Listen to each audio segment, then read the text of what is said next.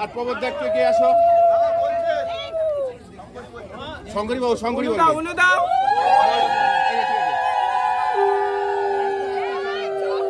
খুব ভালো, এবারেও আমাদের আপনি আসবে, তুমি আসবে, আর তুমি থাকবে আমাদের সাথে, আমরা আছি তোমার সাথে।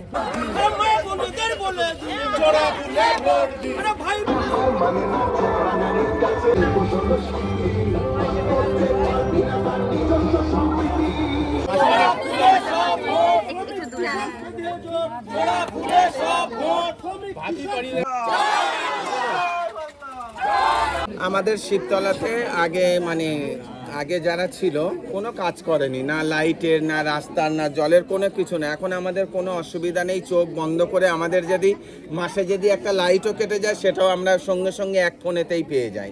লাইট বলো, জল বলো, রাস্তা বলো, কোনো অসুবিধা নেই। ময়লার গাড়ি থেকে কোনো কিছু নেই, আমরা যখনই ডাকি ওনাকে পাই।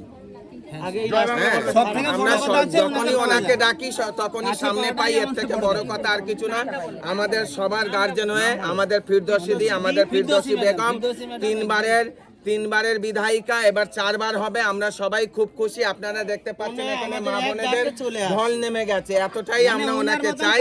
এই শিবতলার মধ্যে 5 পোতার মধ্যে 3 নম্বর ওয়ার্ড কেন, পুরো গড়িয়ার চত্বর, সোনারপুর, রাজপুরের মধ্যে ফিরদৌসী বেগমের মতন আর কেউ নেই। তাই আমরা ওনাকে ছাড়া আর কাউকেই চাই না। বলছি, আমাদের রাস্তা একদম কাঁচা ছিল, প্রায় 900-950 ফুট রাস্তা। তো ফিরদৌসী ম্যাডাম অনেকটাই কাজ করেছে, তার জন্য আমরা খুব কৃতজ্ঞ ওনার কাছে। এবং আমাদের অনেকটাই ডেভেলপ হয়েছে এরিয়া, এখানে শিবতলা থেকে নিয়ে আপনি সে আপনার কি বলবো অনেকটা এরিয়া নিয়ে, প্রায় 5 কিলোমিটার এরিয়া নিয়ে অনেকটা ডেভেলপ করেছে।